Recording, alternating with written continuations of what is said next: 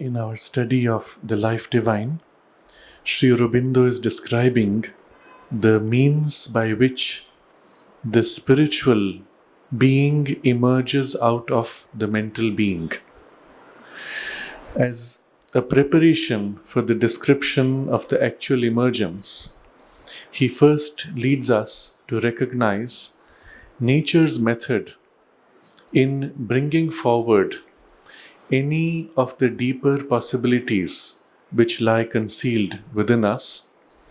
And going down to first principles, he shows us how nature prepares human evolution for the spiritual awakening through 4 lines of development. The first being the religious turn, which prepares the inner consciousness to enter in relation with the divine being, the divine as the Lord, and to allow for a personal relationship to develop. Second, it prepares through the awakening of occultism, by which we are compelled to become conscious of our own deeper ranges, subtler bodies, deeper layers, and hidden powers. Third, it prepares the human mind through spiritual philosophy so that the mind may also engage in a direct relationship with the divine through its power of understanding. And it can also act as a focal point for organizing all of this development, as well as putting in right context the various preliminary and mixed experiences which are first met in our spiritual journey. And the fourth line is, of course, the direct spiritual experience. And between these 4 lines, we have seen a complex play. And then in the last paragraph that we read, he describes how, in the very nature of things, all evolution must proceed at first by a slow unfolding. Each new principle evolves out of inconscience and ignorance, and it has to pull itself out of a state of involution in obscurity. And so there is a first phase in which there is a vague urge and tendency pushing forward, half-suppressed hints, crude and rudimentary appearances. Afterwards, these take on more recognizable forms, formations, and becoming more vivid, until there is a decisive emergence which leads to a reversal of consciousness, at the end of which this new power has come into its own and can be recognized as a separate power. But still the work is not done. There is a third phase in which this power has to confirm itself, protect from relapse and the downward pull, failure, and so on. And having protected itself from the fall, it has to widen out to develop all its totality of possibilities, the utmost height, subtlety, riches, wideness, until it becomes, as a new power, dominant, all-embracing and comprehensive. And all this we saw last time is everywhere the process of nature. And it's only by recognizing this that we can understand the intention of nature's working and not get lost in the maze of her procedure. Having set this broad, profound background of the study, he now takes up the 4 main lines through which nature has prepared our awakening to the spiritual possibilities. Having explored these 4, with this understanding of the 3 steps of emergence, he will then show you how the spiritual being has been prepared for by our past evolution. And this spiritual emergence is perhaps now at the 2nd stage, or in some people the 3rd stage, and what it has to do to complete the full emergence of the 3 stages. But the first step is to recognize what nature has already done through these four lines of development. And first he takes up religion.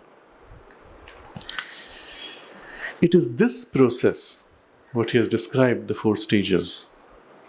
It is this process that has taken place in the evolution of religion, in the human mind and consciousness.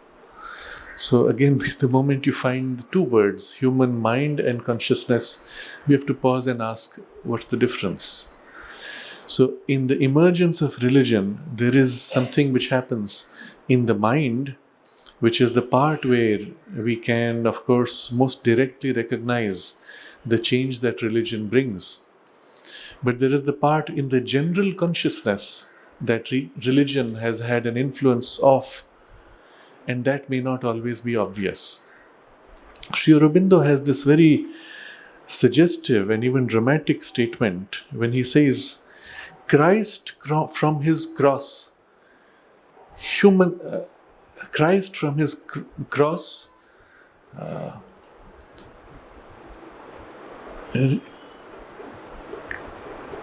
humanized Europe, something like that he says. Humanized Europe is the word he uses. Meaning that one event, in the way it had its impact through the church, through the religion, through various other forms, had such a profound effect on the entire culture of Europe itself. And while you may discard the whole religious component of it, what it did at a deep level is undeniable and so all-encompassing that we could not recognize Europe of today without that one event. Such is its power. Not necessarily in what happened in the event itself, but in the way it translated itself into the consciousness of the people.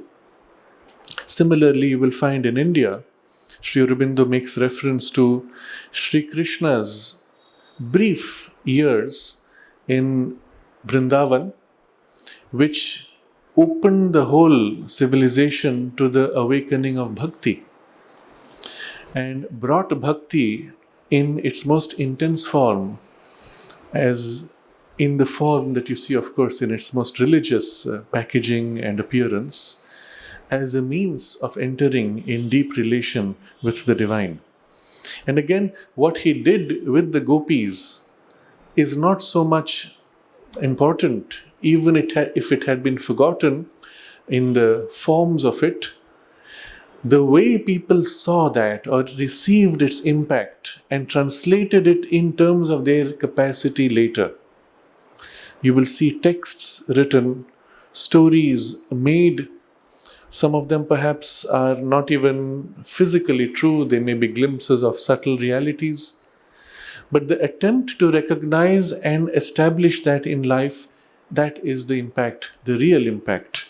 And again, it goes so deep in molding the character of people that you will not recognize the India of today if you do not see, if that event had not happened. And you will not understand why this event is important if you do not go deep into the character of the people. You will see, for example, in certain parts of India where the bhakti traditions have left a strong imprint, little children grow up with a turn of the heart so intense that if not for this, their life would have been almost meaningless. It fills so completely that they can experience everything in life through the perspective of their devotion to God. In Europe, you will also see in the passage of transition from the religious to the irreligious and the denial that science brings, the same imprint continuing now in the guise of science. Sri Aurobindo points out that the kind of disciplined pursuit that the religion imprinted in the character of the people was then taken up in the pursuit of science. The way the scientist pursues now the truth, which is his relationship with the divine, now through mind, through rationality, the way he pursues it with the same obsessive chasing that religion had trained earlier was a continuation of the religious imprint.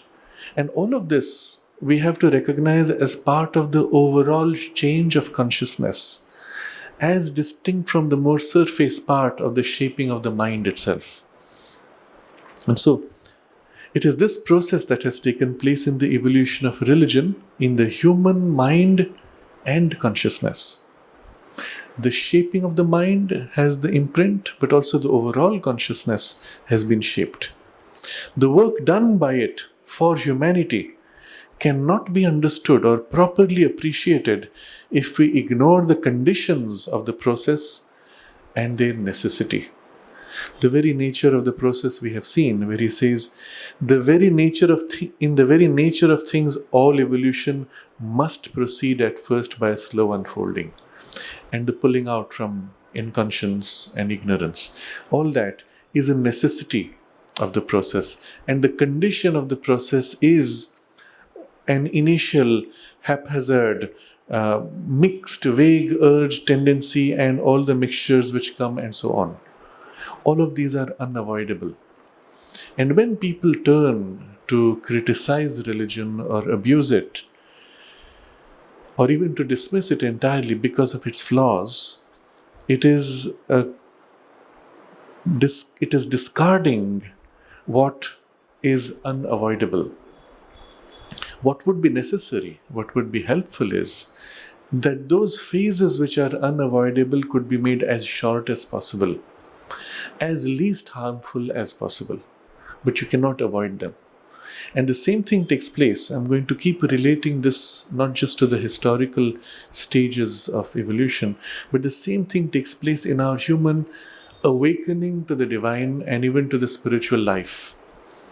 We pass through that phase which humanity passed through in its religious awakening, let's say 1,000 years ago. We pass through that phase as a developmental stage in our personality, when we live more in our emotions than in our thoughts. Or even when we come more in our thoughts, the emotional influence on our thoughts.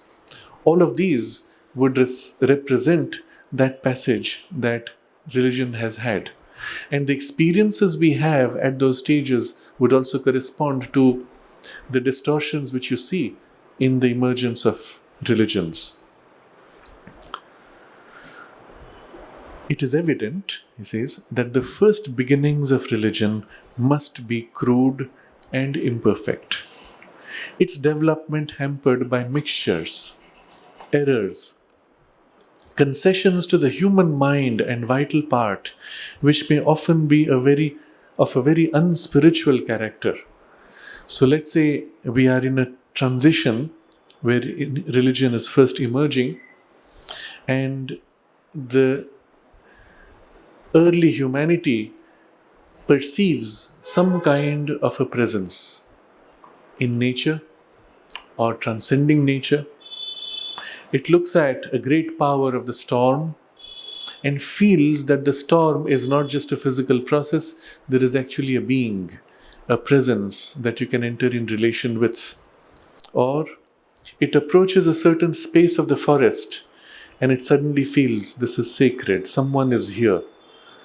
It feels the presences of beings or a being, and even experiences a response or a communication from the being that says, don't come in, I don't like being disturbed. And when they do disturb, they experience a kind of a accident or some negative response, which makes for the many forms of wrong beliefs which come with religion. But the experience itself is undeniable. The form that it takes, though, is imperfect and crude. What do you do then? Well, here's a being, we want to appease it. How do you appease it? The same way that you would appease your neighbor, give him gifts. Maybe that being says, don't disturb me, but you want to go and give gifts. And that may be one of the forms in which the mind or the emotions can first translate that experience. And if there is a perception of something still greater, a larger universal presence, then again you want to give to it gifts, or you want to strike a bargain. I will give you more gifts if you give me what I want. And all of these are what Sri Aurobindo describes as concessions to the human mind and vital part. The vital part in us and the mind, which is largely influenced by the vital, will have the necessity for transactional relationships. Having done something long enough, let's say you help somebody, at first you may help spontaneously out of sheer goodwill. After a while, when the help becomes a little bit of an intrusion in your personal space, time, or priorities, you say, well, what am I getting out of it? And if you feel you're not getting enough, then you begin to withhold the help or try to reduce it.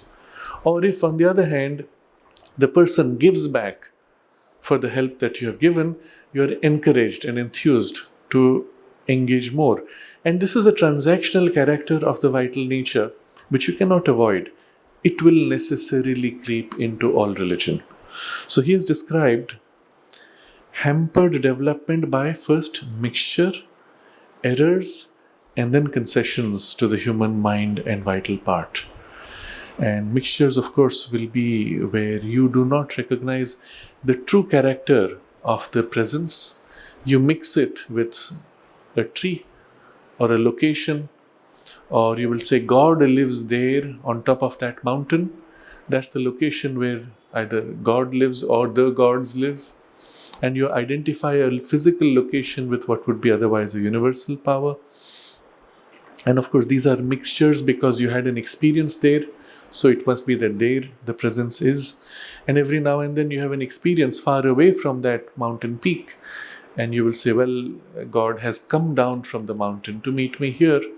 And all of these would be forms of mixture and error.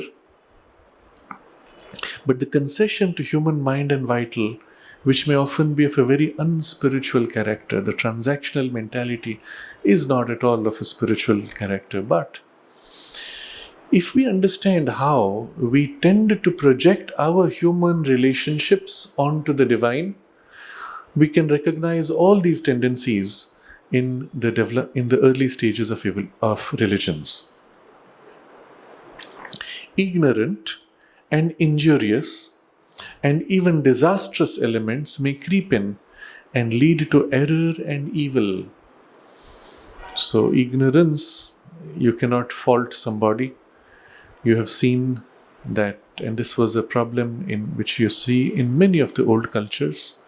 You will see it even in Europe before the age of enlightenment, that when they had the sense that a plague had a spirit or a being behind it, the way to prevent the plague was to give it what it wanted, human lives. So there were groups that would actually sacrifice human beings to whatever they felt to be the source of the plague. And if at any point the sacrifice was stopped, they would say, well, watch out, now the plague will come. Of course, the plague had a tendency to come. Of course, there is an energy behind it. And of course, it did come eventually, if not immediately. And it was a justification for explaining that you had stopped the sacrifices, and so the plague is back, and you better restart the sacrifice. And of course, the plague also has a cycle of ending. Meanwhile, you have started your sacrifices. Here's evidence. We started the sacrifices, and the plagues ended. You cannot avoid this ignorance, but then it becomes injurious and even disastrous elements. It takes on a disastrous form when now what was perceived as a truth is actually represented by its very opposite. It becomes falsehood and leads to error and evil. This is one side. Building upon it, with the mind entering, the dogmatism of the human mind, its self-assertive narrowness, its intolerant and challenging egoism, its attachment to its limited truths, and still greater attachment to its errors, or the violence, fanaticism, militant and oppressive self-affirmation of the vital. Its treacherous action on the mind in order to get a sanction for its own desires and propensities may very easily invade the religious field and balk religion in its higher spiritual aim and character. So he's given a long list now of the tendencies which come with mind, and in the mind the vital mixture, giving to it a particular coloring. What we see common in all this is the tendency of the mind first. And you will find the same tendency equally in sciences, in the arts, in any field of learning, wherever mind has tried to enter. And if it has entered the field of religion, well, it's the same tendency. You cannot fault a religion for it. You fault the nature of the mind. And that's why he's describing the character of the mind, dogmatism. Once you have experienced something, you have to say that, well, that's how it is. And then eventually, that's the only way it is. Because you've tested it out a few times, and so it must be the only way. Now, this dogmatism you will find so common in science, which, having discarded religion, still continues with the same tendency it had in the religious age. And it will say, if we have found that this is the chain by which a certain outcome happens, well, this is the only way it can happen. Now, to apply this in medicine, you will find this is the only cure possible. And you have a dogmatism.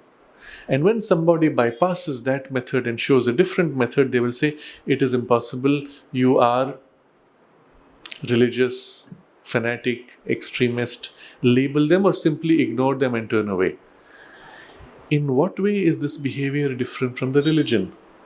In its dogmatic phase, when somebody said, no, but God can be somehow different, and they would turn away or persecute. And the same thing happens, even today. But this is a mental problem and not the religion problem. Dogmatism of the human mind. I give one example because it is challenging to our belief. We have been all programmed to think that all the elements on earth were first created in stars.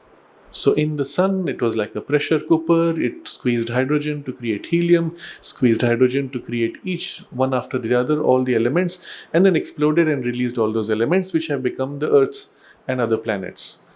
So if on Earth there is iron, well, it must have formed in the stars one day, and the quantum of iron is fixed.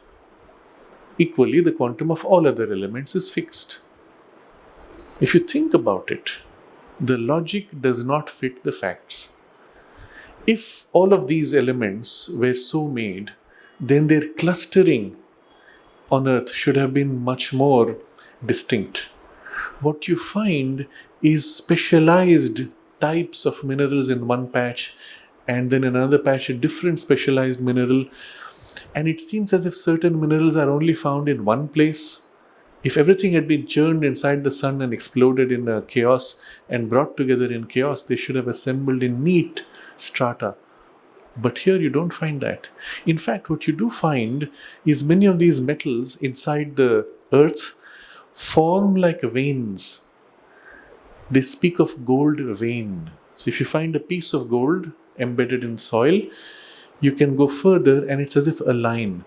And like the veins inside your body, it splits into 2 or 3, like branches of a tree, like veins inside your body.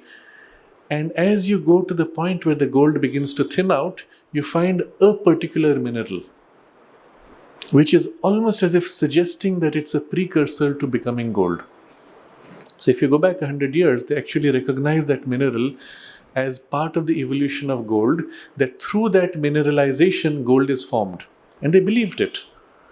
And then the more hard version of science came, no, gold is fixed, and all of this is false science or superstition of science, and they have discarded a lot of these things. And if you find evidence, for example, that in a chicken, the body produces the eggshells, and the calcium in the eggshell in overall quantity is more than the chicken eats through its food. The only conclusion you could draw is that the biological system is somehow able to synthesize an element And science says, this is impossible. And it will not look at the evidence, or it will cover it up. Why? Because facing the evidence would show that life processes can actually synthesize new elements. And this is too astounding or too destabilizing for the current belief system of science. So they will not look at it, like the religious leaders who refuse to look beyond their book or their teaching or their particular cult, sub-cult within the system, refuse to look at it. The fact is, the evidence is there. In fact, very recently, barely 6 months ago, there was a news item about how certain bacteria can produce gold. So the bacteria feed on some raw material of minerals, and when the bacteria grow in number, the quantity of gold which was not there grows. And the only conclusion you have is biological systems can somehow synthesize new elements. And all this while you are taught by your physics that to create a new element of gold requires enormous amount of energy to squeeze atoms, force them together, and somehow transmute them, and which can only be done in the cyclotron in Geneva. Cannot be done in your body. It's impossible, they said. Well, here's bacteria which is doing it. And if bacteria is doing it in your petri dish, why not it is doing it inside the soil? Why not the original theory that there's actually a precursor mineral which becomes gold eventually and forms like veins? And the veins suggest something even more interesting, that the mineral is pushing its way somehow, like a energy flowing in your body, as in veins, pushing its way inside the soil, and energy pushing, forming the precursor minerals, which over time becomes the gold vein. And if this is true of gold, why not of other minerals? And suddenly your entire current science is turned upside down. And with it, the suggestion that perhaps there are other ways also to produce gold or other minerals or synthesize them in laboratories without high temperature, without high heat, etc. And maybe your own body also has capacity to produce these things. But if you say this, you will be ostracized, you will not be allowed to publish your results. And this is the dogmatism of the human mind. It's self-assertive narrowness. What little it has caught, because it is narrow, has to assert itself harder. You will notice this in human minds. The ones most narrow are the most violent in affirming what they know to be right. Whereas the more wide the mind becomes, the more it says, yeah, you know what, I could be wrong. Whatever I know is making me aware that there's so much more to know. And this is the interesting thing with the nature of knowledge. The more you know, the wider your mind becomes, the more you realize there is so much more to know. Whereas the more narrow you are, the more you tend to be fixed in it. Recognizing this as one of those evolutionary stages in the very nature of things, because you're coming out of darkness, of ignorance, and so you are narrow to begin with, and narrowness needs to affirm itself. There is no field of knowledge or growth which does not face this problem, and this is what Sri Aurobindo will tell us at the end of the paragraph. All man's action, his ideals, his thoughts, his art, his science, all of these have had these issues, these mixtures and problems. So we'll look at ourselves, and this is the point of the study, not only to understand the past, but to understand the present.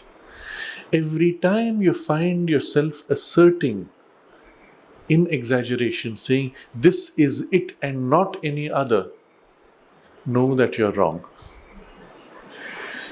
And instead, step back from that instinctive tendency and say, what other means could there be that I am not aware of or that I cannot imagine? And just because I don't know doesn't mean there aren't. And if someone says something else was possible, I will say, yes, let me see. In what way? Let me understand and broaden my awareness.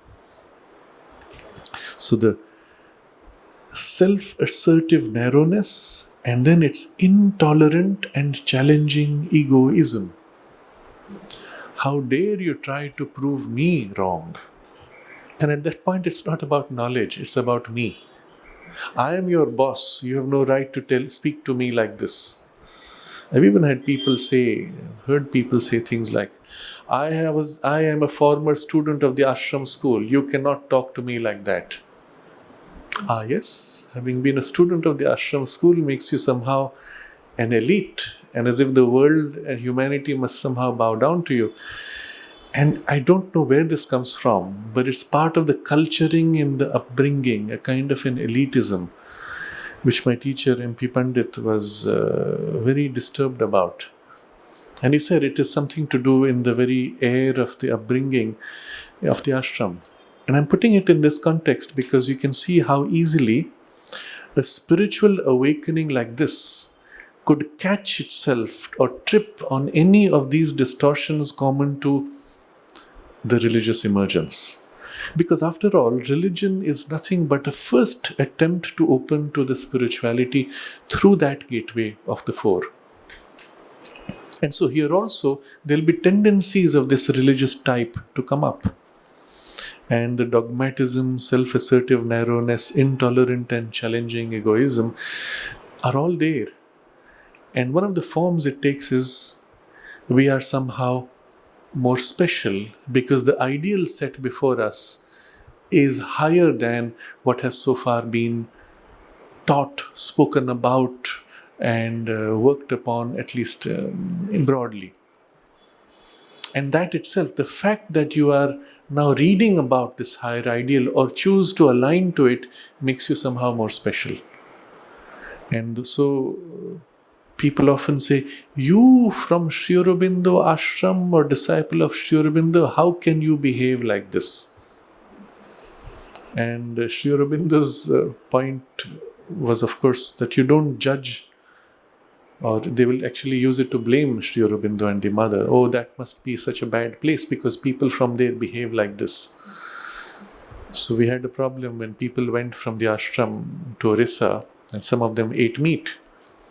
And in Orissa, spirituality had a very strong sense of non-violence and puritanism, of vegetarianism.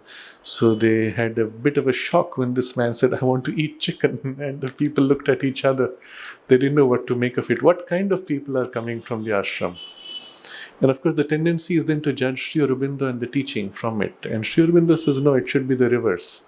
The disciples should be judged by the standard of the Guru that the Guru has set. And so if you don't come up to that standard, then it's your problem, it's not the Guru's problem. But we have also had forms in which this takes place. When somebody new comes to the ashram, and I remember one case of a person who came with a deep, intense aspiration, and he was working in some department, and every time that they had a tea break in the department, which is also one of these new fashionable things started, he would rush out and go to the ashram, go to the samadhi, concentrate there and come back in the same time that others drank tea. And so the others got a bit upset, and they said, no, this is not the way to do the yoga. The way to do the yoga is to do your work. You should not be going to the samadhi so many times. How does it bother them? But they were feeling guilty because he did something against which their behavior seemed almost kind of a crude. So the intolerant and challenging egoism which says only this way and not any other way. I had people tell me this all the time because I was closely associated with my teacher in the school or in other activities in the ashram. Then suddenly somebody will say, only mother and Sri Aurobindo. And why are they saying this to me? And of course I knew they meant don't follow him. So somebody even told me in so many words, I see every evening that you're going with MP Pandit and he sits for meditation in the meditation hall and you sit behind him. Don't do that. His shadow will fall on you. I said to myself, first of all, how does it bother her? And let her do what she likes. And I said to myself, well, I'll be very happy if his shadow falls on me. But when they said only mother, they were saying, no, no, don't follow him, you better do something else. And the issue was not about spirituality, it was not about mother, it was about their personal petty jealousy with him. And the problem they had feeling somehow insufficient because they could feel that there was a difference. And these are all very narrow, petty things you will find in every community. The problem is, you can run away from all the communities saying, oh, this one has now gone into all these problems. We will start our own little pure space. And these things will creep in because they're part of the human nature and human mind. So rather than running away from it, we have to find ways to work around it. And as I said earlier, if possible, speed up the passage through this kind of a distortion. The distortion is inevitable, but to make ourselves conscious, that's our first priority. And all of us, without exception, have all these tendencies. We may look back at the past and say, oh, they had it. We may look down on some other traditions which are still lost in some kind of a oldish or distorted behavior in their religious practices. And you can look down on them and say, you are so great. Well, recognize we all have all these tendencies even now. They may be nicely covered up in the sophistication that we have. But behind the sophistication, this is still there because of the nature of our human consciousness. The dogmatism of the human mind, its self-assertive narrowness, its intolerant and challenging egoism, its attachment to its limited truths, and still greater attachment to its errors. Now, this is a very interesting formulation. You're attached to limited truths, and then he says, still greater attachment to its errors. Why would you attach yourself even more to errors? And this is something interesting to observe, and we can look at it in two ways. First, why are you attached to your little limited truths? Because your container is small.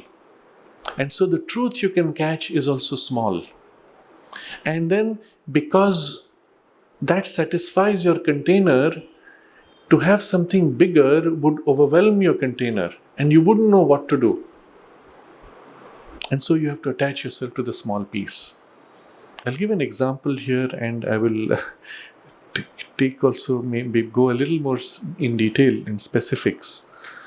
In Orissa, there was a very strong awakening to Sri Aurobindo's teaching because of the work of two very great disciples of Sri Aurobindo, who is known as Babaji Maharaj, and his right-hand lieutenant Prapatiji. They literally walked barefoot from village to village, teaching people about the mother and Sri Aurobindo and the teachings, organizing study circles to get them to start reading. And the beauty of this reading is, whatever the narrowness of your mind may be, you may reduce things, eventually the teaching itself will break the narrowness and help you to widen, if you keep at it. And so the study circle was the most powerful vehicle they created for the awakening of the consciousness of the people. And it took such a wide impact. They went into villages where there was no connectivity by walking. They would take buses to the nearest point and then walk 20, 30, 40 kilometers just to get to a village. And today they say there are more than 6,000 study circles all over Orissa. The result of that, the mother observed, was that the subliminal of the state of Orissa who has opened to Sri Aurobindo. I think mother said that in 1971 or 72. When Sri Aurobindo's relics were to be established there, the requirement mother gave was that the relics should be received with state honors, meaning the honor that you give to a head of state.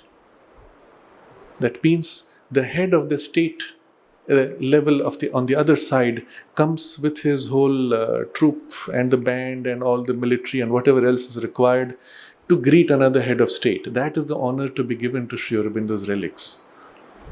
As far as I know, the only place in the world where this has been done is in Orissa.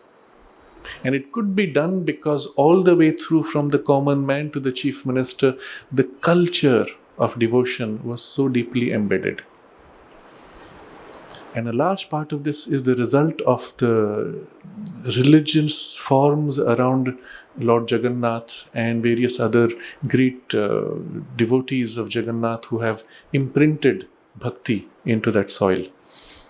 So the chief minister himself came with his full guard of honor to receive Sri Aurobindo's relics, which came by flight or whatever form it was, took it with the guard of honor all the way through. And to this day, every time the relics come, it is done in this way. No other place on earth, as far as I know, this has been done. Now, all of this is to set the base for something interesting. Observing the form of the practice in the ashram, of course, a replica would be created. The relics were installed in a samadhi. And mother wanted the space to be of a certain type. Of course, all that was done wherever possible. And then they said, well, people do a march past. They wear shirts and shorts. Replicate that. They sing Vande Mataram before the mothers, with the map of India, before the map of India, where the mother stood to take the salute. Replicate that. So I was there in one of these events, and all the people had lined up with their dresses. And then somebody said, do we sing Vande Mataram first? Or do we have the march past first? And I said, well, in Pondicherry we do the march past and then we sing, facing the map. And somehow the person says, no, that's not going to work. So they had people standing where they were, looking in a different direction, singing Vande Mataram, and then they did the march past. And it felt a little odd. But it didn't matter to the people, because for the form of the devotion, this particular detail had no relevance. It was interesting to see that. I had many interesting experiences there. In my first visit particularly, I ate the food which was given in the middle of the program. They had nearly 3,000 people. They brought the food which was given to all 3,000. I took a spoonful of it and there was something familiar. I ate more and I said, my God, this has the same vibration as the ashram dining room food. And there's a particular feel there which is specific to the presence that the mother infuses into it. You cannot get it anywhere else. And it had the same feel.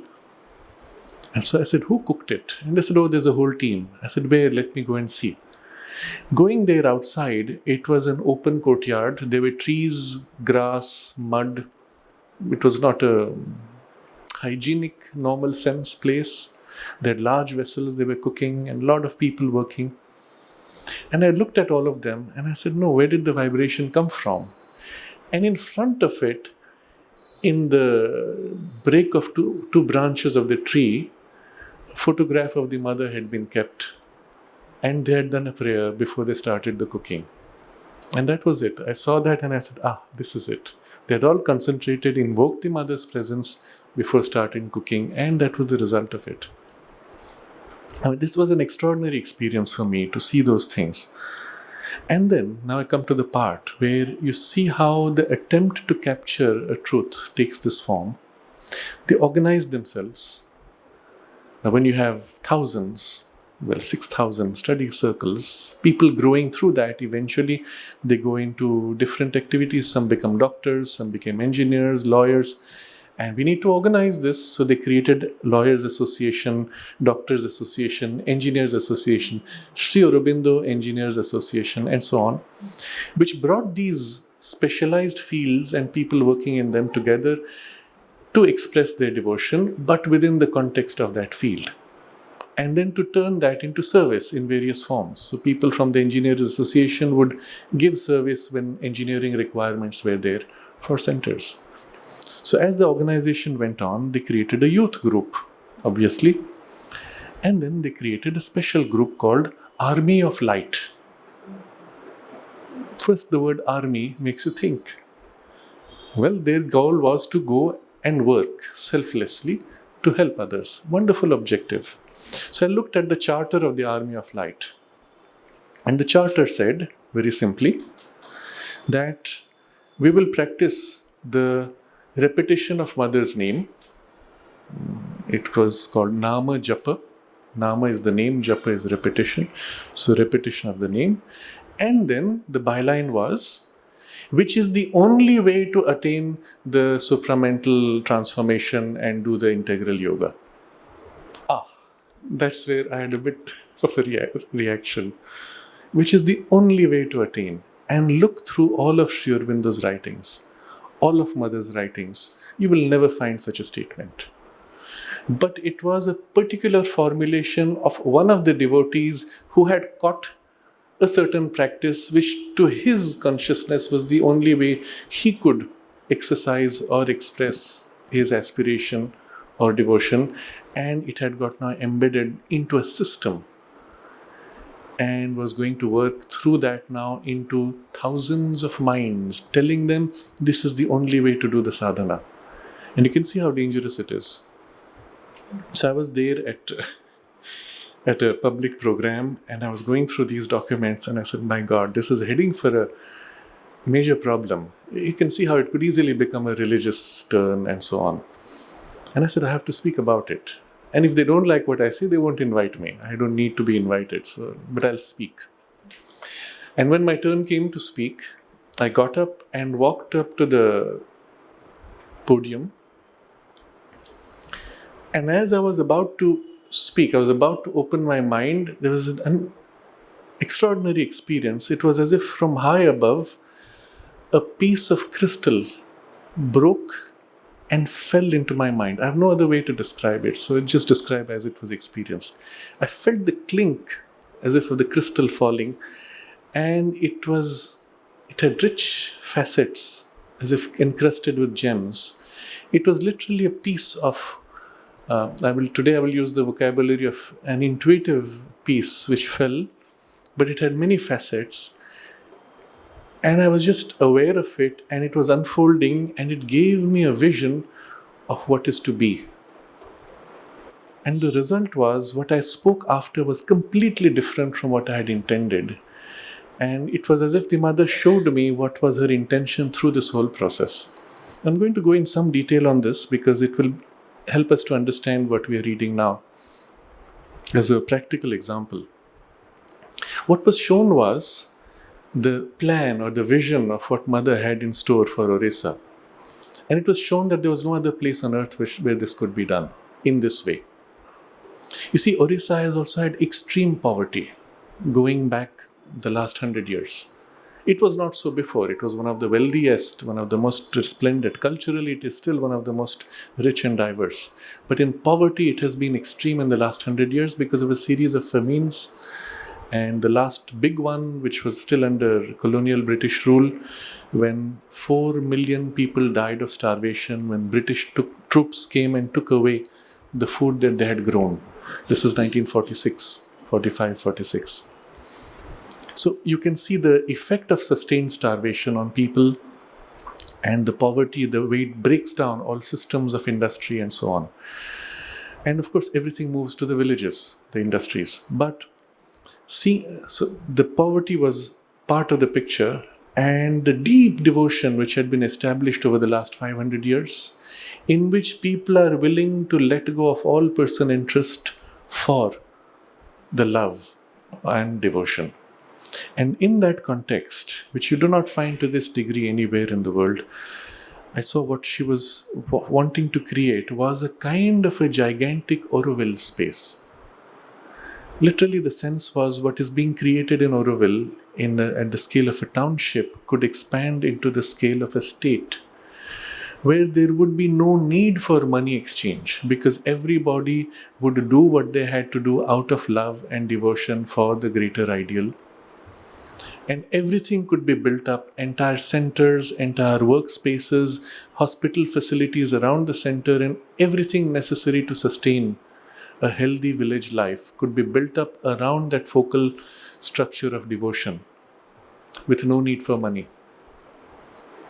And things were moving or intended to move rather in that direction. It's a different question how long it takes, whether it finally happens in this way now or later, doesn't matter. What mixtures, what byways it has to pass through, doesn't matter. And then what was seen was that the human consciousness does not know from where it is how to change to a higher state of consciousness.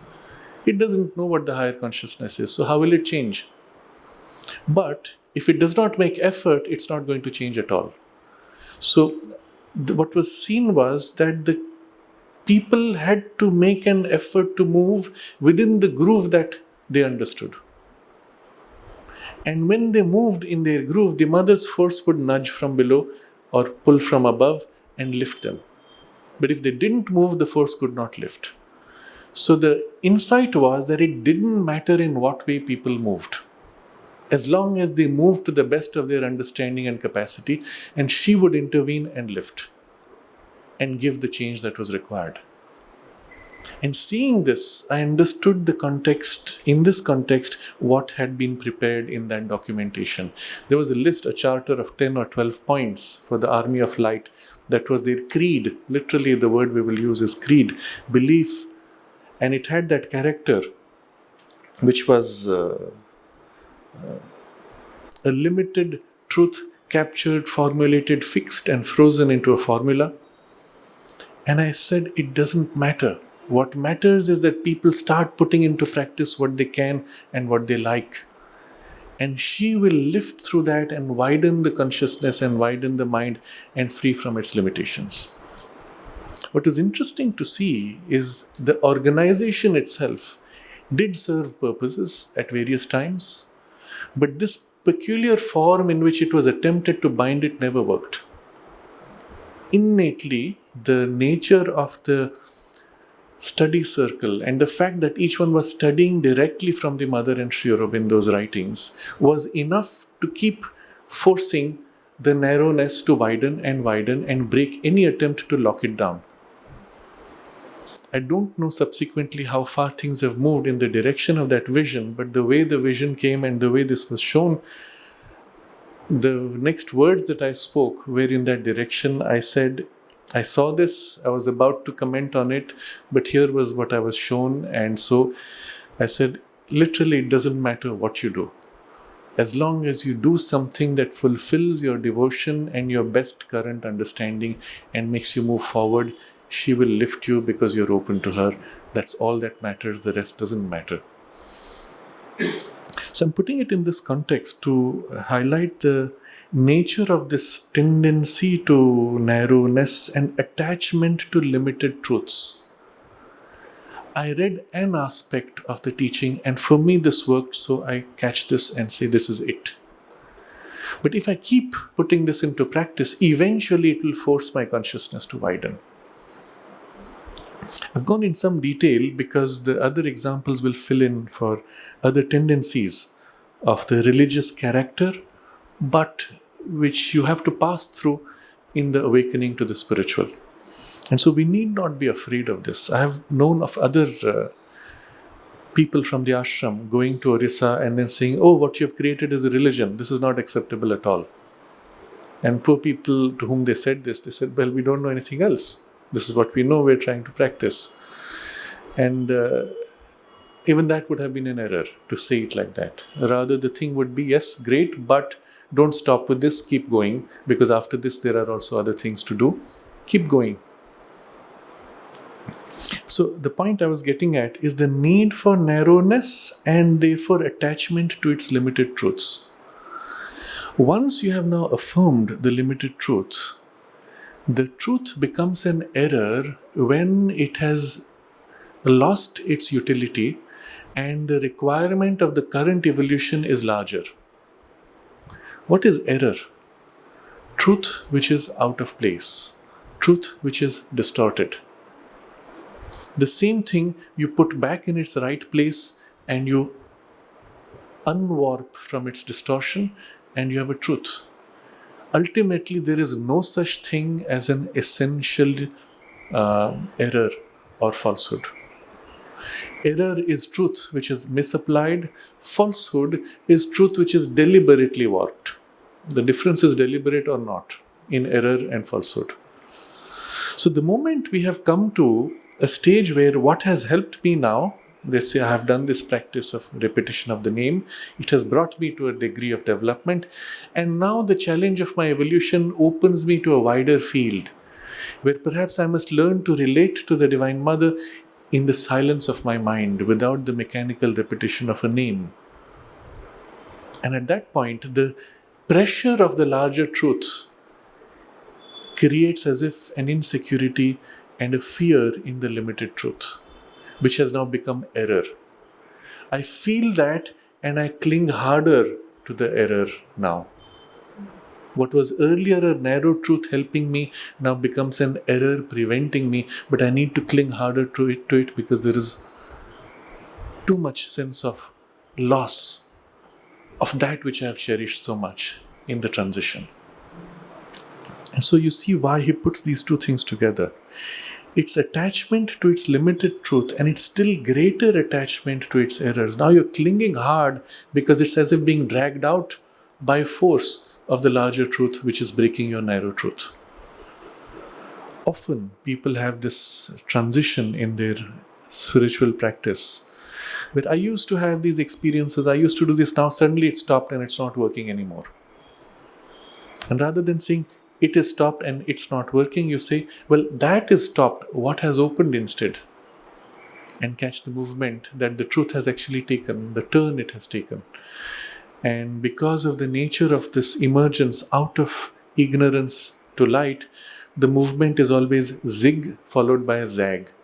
Any effort you make innately is limited and so does not go straight to the truth, goes sideways. And when it goes too far, it is pulled back to a zag. And so you go zigzag, zigzag. That's the nature of your journey. And whenever there's a turn, it feels like everything has changed. No, nothing is lost. A new movement is emerging. Recognize what it is and catch it. And later the two will integrate. So greater attachment to its errors. Or, now comes a different form. The violence, fanaticism, militant and oppressive self-affirmation of the vital. And this is something which we do not see so easily here, but we do see it in traditions which are more bound to books, where the tradition is not so much bound to the written word but to the practice. Generally in the East, you do not find this happening too much. But in the West, you find this taking a form quite radical, and especially in today's form of Islam, where Christianity has gone through a kind of an internal purge of this tendency and it's pretty much discarded it completely. Islam has yet to pass through that corrective passage. And so you find this tendency, the violence, fanaticism, militant and oppressive self-affirmation of the vital. What is it that is being affirmed is the vital that says, this is how it is, this is how it must be, and it takes an aggressive, coarse, crude form. The harder the push, because it is coarse, and needs the hard intensity to feel something. When the same movement you will see in Islam spreading in other parts, for example in Iran, where there was already a high and refined culture, you find Islam also being lifted into its more refined and higher forms. You go to the more desert passages where people were more crude and hardy to survive in the difficult regions, and you find it takes a coarse and crude form. And the same text is now interpreted according to the refinement of the group that is reading it. And where do you get the most violent, we will say, use the word indoctrinated forms of behavior, including suicidal and terrorist forms, in the most hard, rigid and painful spaces where people suffer a lot. Because life is so hard and suffering is so great, they've become hardened, but also there is nothing to lose. So they make for the best candidates to be brainwashed to become suicidal or otherwise. If they are shown no hope in this world, and they are promised all hope and comfort in the other world, and the passage given is this little window, it's easy to tilt somebody. But the tilt is not done by the mind, it is the vital. Self-affirmation and fanatic, violent, militant, oppressive self-affirmation. So these four words need to be understood for their nuances. First, there is the violence. When this impulse says, this is right, it is put forward with such force that it tramples everything else. The violence is an unbalanced vitality of energy. Second form it takes is fanaticism. It warps the mind. Because the vital is so persistent, the mind has to be pulled and must serve this one-pointed belief. I will do this. Now again, I want to point out all of us have this. It only takes on more sophisticated forms. I was a fanatic once when it came to certain beliefs for my health. And at a certain age, I was 12, I said, there was a context to it. We read books that said, oh, raw food is better than cooked food destroys all the healthy things, so well, we have to be raw food. And so I said, fine, I'll only eat this. And the only way to do that and to deny yourself the attraction of taste or attraction of your desire of past association with tasty food or the smell of food was to make yourself more and more narrow, to protect from that temptation. And so there was a fanatic focus. And I'm using that word quite openly. And that was the only way to put blinkers and to prevent yourself from diverting, even in thought, from this one belief. This is the best way, this is the best food, this is the healthy way. And of course, once in a while the thought would come, why didn't Aurobindo or the mother recommend raw food only? Oh, they said moderation. Maybe at that time the knowledge was not there, but something always went. Something is missing here. But the fanaticism prevented from the widening that said, yes, this is true, but there is also another side to the truth. And there is perhaps a still greater truth in which none of these might matter. But it was the way the vital could prevent itself from being tempted. And so you see the same force of violence, it is not directed to somebody, it is trampling on your own other parts to push down that which to you feels opposed to my spiritual ideal or interest. Inevitably, and I've seen this everywhere in the world, there are very few exceptions, and Mother refers to this also, all those who have chosen a life of celibacy develop some form of violence upon their own vital desire nature, which tends to have this slight fanatic and militant, oppressive character, not towards another, towards your own emotions or to your own thoughts or feelings. And always leaves a form of harshness in the personality. They're kind with everybody. They can be extremely loving and caring, but to themselves you will find a kind of a harshness, which is what they had to apply initially to prevent themselves from not being pulled into the tendency of one of the most powerful instincts in human nature. And the way to do it, because you chose a monastic life, you declared, now hereafter I will be celibate, and now you have to stick to your vows, slam it, beat it down, literally. And that leads to a certain harshness. And that harshness is, first form, violence, and then fanaticism, militant and oppressive self-affirmation. If the person has not worked on culturing himself, that same oppression can turn to others, which you will see sometimes in monastic communities.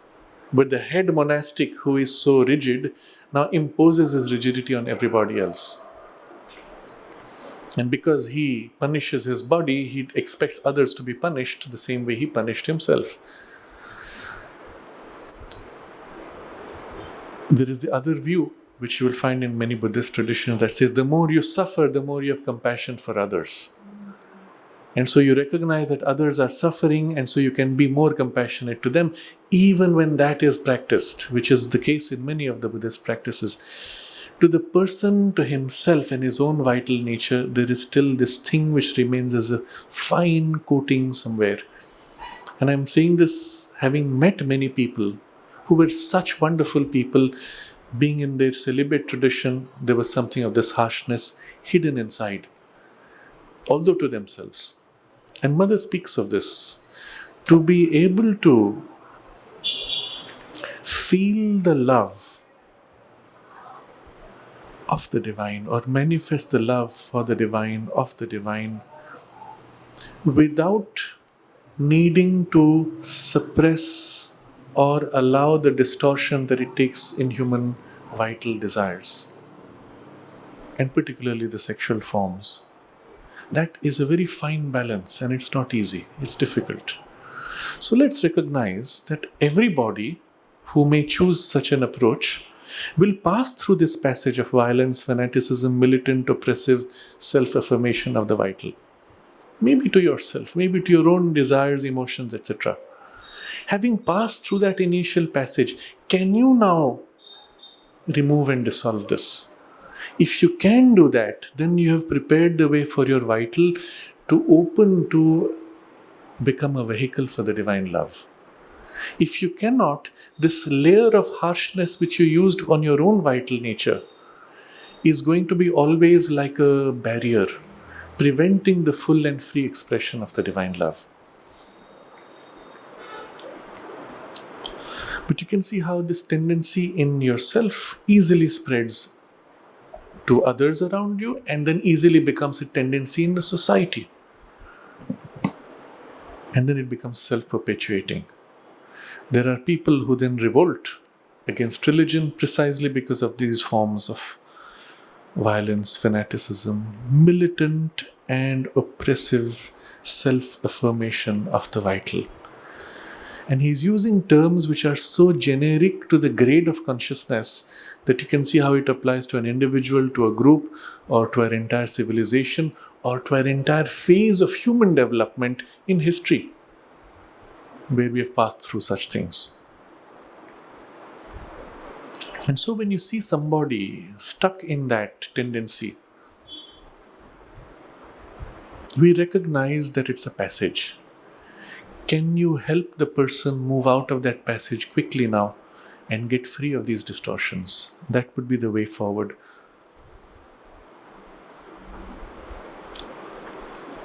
It's treacherous action on the mind in order to get a sanction for its own desires and propensities. Now, the same vital tendency has put out an influence on the mind to now justify what it wants. And because I want this, I will find an excuse to justify. Oh yes, Mother said that you should not be too rigid. So it's okay if I break the rule once in a while for whatever it is that my vital desires. And Mother actually did that with a few people, but not with everybody, by the way. So there were some people who said to Mother that, oh, we will not take non-vegetarian food. She had some cheese, and the cheese had some elements inside which were, I think, there were worms or something like that. And someone said, no, I will not eat this kind of cheese. I am vegetarian. Mother said, yes, then I have to break your rigidity. And she took a piece of the cheese, made him eat. Now, when Mother did it, you had no choice. So that was the only way she could break that rigidity. Because one of the problems we see in the spiritual life is the self-sanctimonious view that we have because we have followed certain practices which are higher than others. I have been vegetarian all my life. I'm so pure. I've never spoken a lie in my life. I am so truthful. I'm so generous. I'm such a good person. I'm only goodwill for everybody. Whatever the form it may be, it always conceals something else because that's the nature of human consciousness. And one of the great liberations is to have your virtue torn away from you. You will remember Sri Aurobindo's aphorism where he says that when God pulled at my robe of vices, I readily gave it up. But when he tugged at my robe of virtue, I was afraid and clung to it until he pulled it away by force. And it was not until he pulled away by force that I realized how I had been deceiving myself. And this is one of those very great liberating experiences. And you really cannot say, after all you may imagine, you do not know what it's like to be free of the robe of virtue and to recognize how much you had been deceiving yourself until it's done. And it's always done by force. And I remember it was during a certain phase, I was going through a certain problem. I had created a product which was so wonderful. It was years of work. I expected to be, the product to be celebrated, and someone found something in it, used it to criticize, and the product was destroyed. And for a couple of months, I felt as if everybody was judging me negatively. I was attacked in a negative way. And it was at a time when I was going through a process of internal changes. And I had maintained the veneer of public appearance. And when this happened, it was as if the public appearance was being torn from me and I was resisting. At about a period of 3 months, at the end of it, I came to this crisis. I felt I couldn't hold on anymore. It was too painful to hold. And then I gave up. I let go. I gave up in exhaustion, out of hopelessness, and I let go of my public image, which I was clinging to myself for. And the moment it was released, it was such a state of liberation, I began to laugh. It took barely a moment. I let go, and suddenly the whole thing changed, and I realized what I had been preventing myself from, or rather what the mother was trying to take away from me. And suddenly everything was clear. And I said, I don't have to pretend before anybody. I can be myself now. And I began to laugh. It was such a happy relief and release. And afterwards, of course, many things come up, thick form. But that passage I still remember as one of the most transitional passages where after that it didn't matter anymore what people thought. And it was something of that nature, of the freedom in every person's life takes place, because this is the tendency of the vital to reach out and get the mind to justify. And Sri Aurobindo uses the word treacherous action on the mind by the vital, because it is treachery, it is betraying the mind's values, it is betraying the vital values, and it is one of the most difficult boundaries to break out of in the spiritual journey. It's only after that that you can stand before the Divine Mother and say, here I am, utterly bared and naked, with all my vices, with all my good things and bad things and limitations and everything. And I know I cannot hide from you, and this is how I am. And that's when she can act on all this freely, without your veils of virtue coming in the way and spoiling her action or limiting her action. But this treacherous action on the mind, in order to get a sanction for its own desires and propensities, is so skillful, it will justify anything and deceive anything. So, Mother said not to be too rigid, and so I can do this. Simple, isn't it? I took this example of how Mother forced people to eat to break that formation.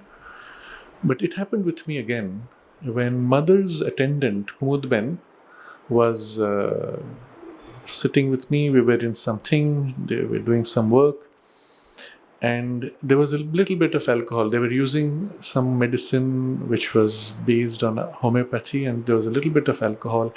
And she said, will you have? I said, no, thank you. Very polite and in my virtuous way. And then I made the mistake of saying, I don't take as a principle. And she was absolutely right when she pointed to that. Oh, on principle, then I have to break your principle. And she was Mother's attendant. I had a certain relationship with her, very affectionately. She then forced me. She put a little bit of alcohol in a little thing and said, you have to drink this. I kept it before me, and I took it as if pretending to sip. And I had decided I will not take. And then when she was not looking, I poured it into a bowl of water for the plants. And after a while, she noticed it was empty. She said, oh, you drank, very good. But now I recognize the point.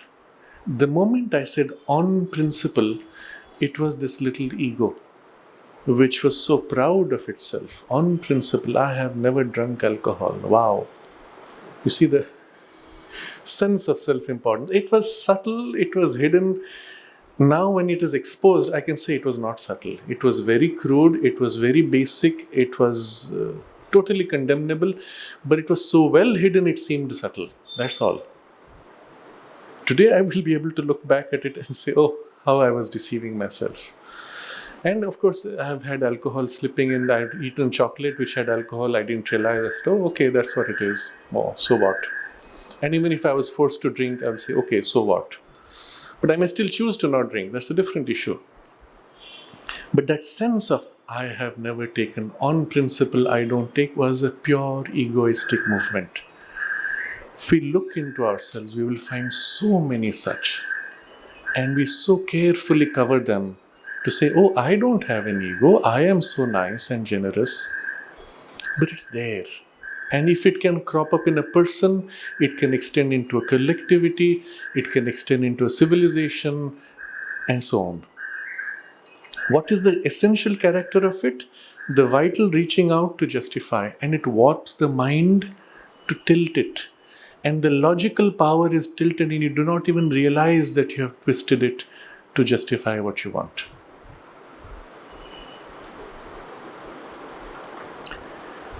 So all this may very easily invade the religious field and balk religion of its higher spiritual aim and character. It can literally block and prevent all these tendencies entering the religious field. And we of course see it all. And easiest to see is in any cult. Look at any collective where an individual is the focal point, and the individual is of course not necessarily of a very highly spiritually developed character. Even if he has high spiritual experiences, his nature is not transformed. All of this will be present, and sometimes in ways that inevitably lead to the breakdown of that group and its end. It's only when the group has put as its ideal something which is greater than an individual, which is an essential divine truth, principle, or experience, which is above all these limitations, which can fit into any box of human limitation but will always transcend. And we all recognize that transcendent form of it, that this community can sustain and go through little aberrations momentarily forming in subgroups, but always rising through beyond it. And so for us to become conscious of this is very important, not only in our collective life, but in our individual life. Whatever you may experience, whatever level you may attain, recognize that all this is always just a tiny beginning of the infinity of the ocean of spiritual experience and realization.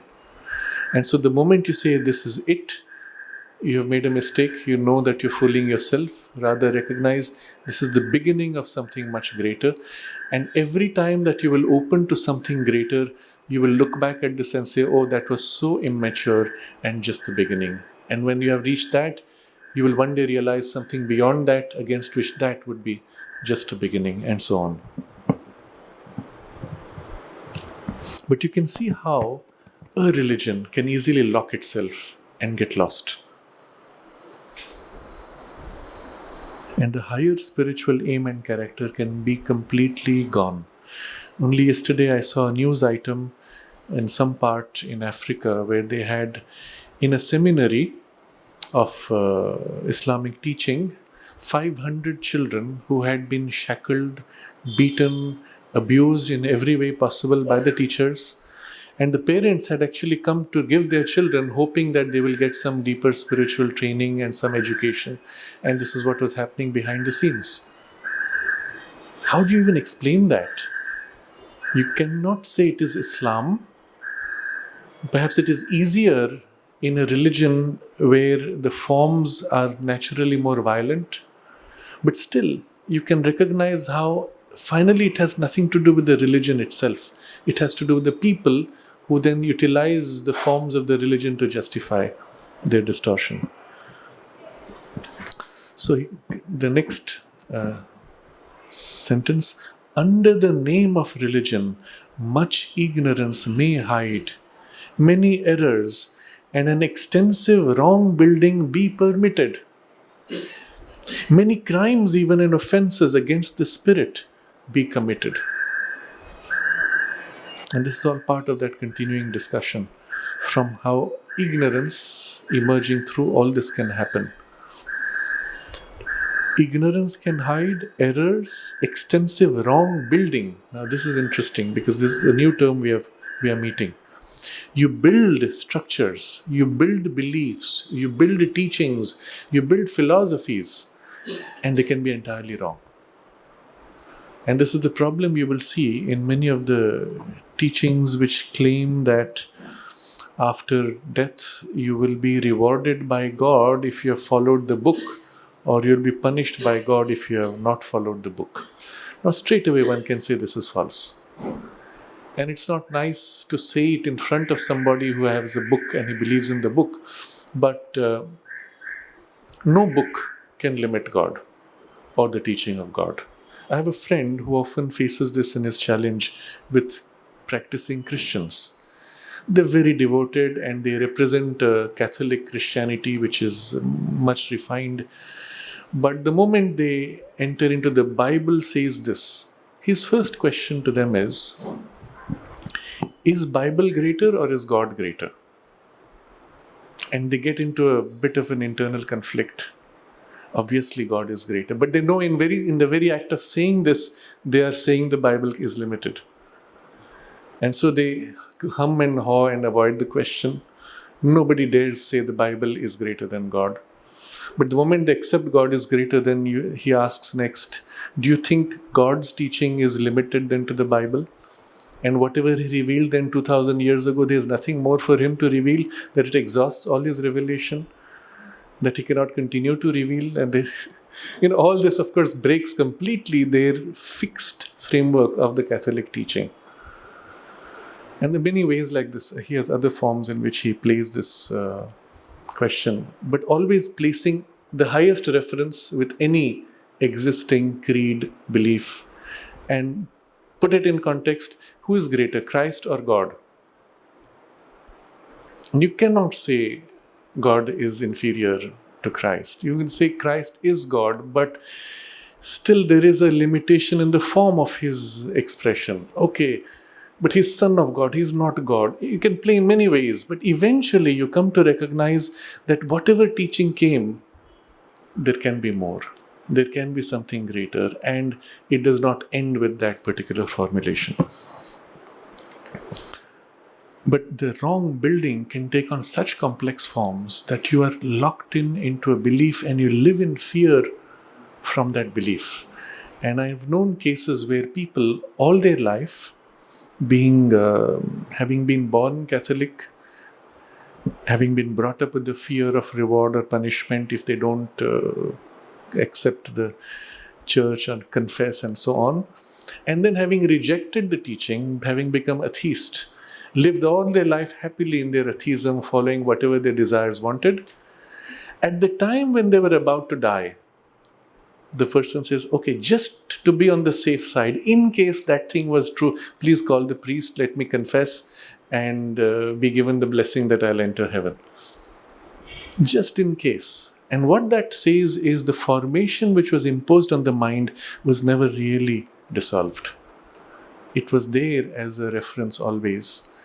In case, and of course I can do that at the last step before I leave my body. Till then I don't want that box. Now let me re-enter the box so that I get the passage to that promised thing. So, extensive wrong building. In India you will find the same idea taking a more strange form in certain religious teachings, where they will say, karma is so fixed that if you cause harm to an animal, next life you will be born as that animal and someone else will do it to you. Now, if you see the logic of it, let's say even it is possible that you're born as an animal and now someone else has to do it to you what you did to the animal, or maybe that animal has to do it to you, then what about his karma? He must now take birth as an animal? If this were the law, then everybody would end up becoming animals, suffering all the things we have done to animals. It's meaningless. But the structure of the box belief is so complex and so tightly fitted that if someone grows up into that and does not cut through it, it will stay forever. for the rest of his life. So, an extensive wrong building be permitted, many crimes, even offenses against the spirit be committed. So crimes will include all these things we have discussed, but also even wars have been done. And offenses to the spirit, where you have tortured another human being, punished them for not following your belief. When the Bhagavad Gita, Sri Krishna says, each time you hurt yourself, it was in this context, but any other being, you hurt me who lives in that being.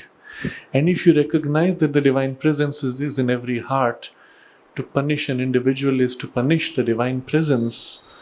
Well, you can see how religions have created so much offense against the spirit.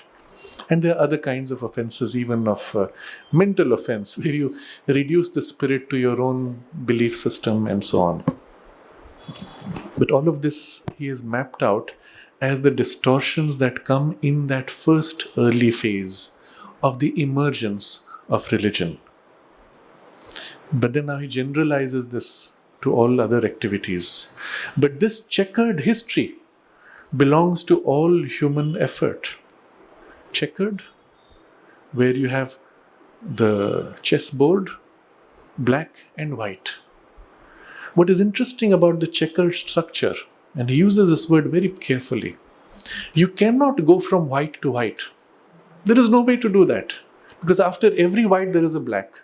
You go forward, there's a black, and then again another white. You go sideways, there's a black, and then again another white. You cannot stay on a white long either. Stay on the white, if you take a step, eventually you stay on a black, you take a step, you'll hit a white. And the nature of checkered history is that you cannot stay always right or always wrong. You'll always tend to jump from one to the other. And that's, remember, the first phase of any emergence of a greater truth out of ignorance. So this word checkered, he uses very precisely. Belongs to all human effort. And if it were to count against the truth and necessity of religion, would count also against the truth and necessity of every other line of human endeavor, against all man's action, his ideals, his thought, his art, his science. So if you want to throw away religion because of this checkered earlier history, you have to throw away everything or condemn everything equally. But what is it that he's pointing to? That in spite of this checkered history, there is a truth and necessity of religion. And the truth is what we have already discussed, to enter in relation with the divine, not only in the highest aspect of the divine, but in the various secondary and tertiary powers of the divine also in the manifestation, to be able to enter in relation with them. But the necessity, there's a truth, but there's a necessity. That truth cannot be realized by any other means except through the religious passage. And the character of the religious passage is entering one-on-one in relation with those presences. If possible, you would enter directly in relation to the highest. That's too big for your little bowl, for your little mind. Well, you have to catch a limited piece. And only when that relation has allowed you to widen, that you can enter in relation now with a still wider aspect of the divine or a wider truth, and so on. And across many facets and aspects of the divine truth, you will develop greater and greater completeness, until your consciousness has sufficiently evolved to embrace the totality of the divine. At that point, or already when you have begun to recognize that there is such a thing, you have outgrown religion. And you are entering the full free space of spiritual development. But that's second level of development, where the thing comes into its own, can be recognized, and now prepares for the true third level of the full blossoming of the spiritual domain.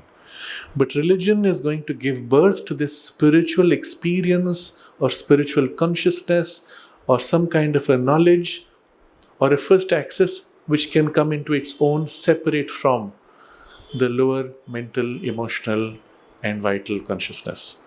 That much religion has to give birth to. And then only the third phase could happen.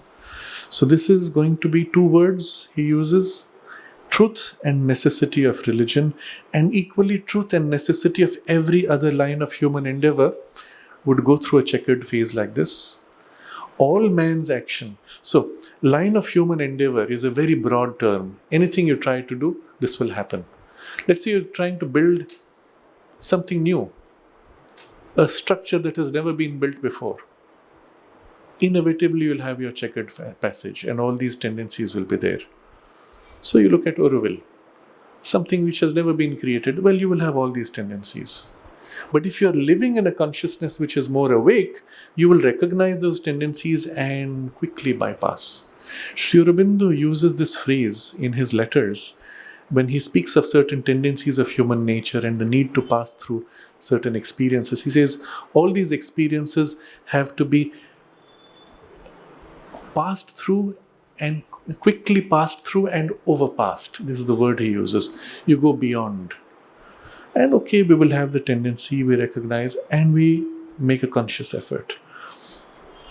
So any line of human endeavor and against all man's actions, you try to do any work, you will have a checkered passage. You will have ignorance popping in, errors coming in, and all those distortions. All his ideals, all his thought, his art, his science. And I took examples from science to show how the science has at least as many distortions as it criticizes religion for having had. Having expressed this in the first paragraph in the discussion on religion, Sri Aurobindo moves on to how religion has opened itself to many kinds of things. It has opened itself to denial by its claim of to determine the truth by divine authority, inspiration, infallible sovereignty, and so on. Premature claims, how they have come up, and all of these were as if steps towards a higher truth or distortions of a higher truth descending. So this is what he will show us in the next paragraph. That in the very act of a higher power coming down, the attempt of the human mind to catch it is going to bring in distortions. And that's the list that he will now give. So the first distortion which we went through in this paragraph is your attempt to rise, which has all these elements of your distortion. But the other is when something higher descends, your ability to receive also brings a different kind of set of distortions, which we will see next Sunday. And after that, he will show how nature has lots of supple and wide methods to go around these things, to bypass all these limitations, even to allow for religion to grow without seriously being lost in these distortions. And how that is possible, he will show us. So while the distortions are inevitable, they need not block or limit us. We can go around them, and religion itself can grow to something which approaches spirituality so closely that it ceases to be religion in its narrow sense. All of this is discussion to follow.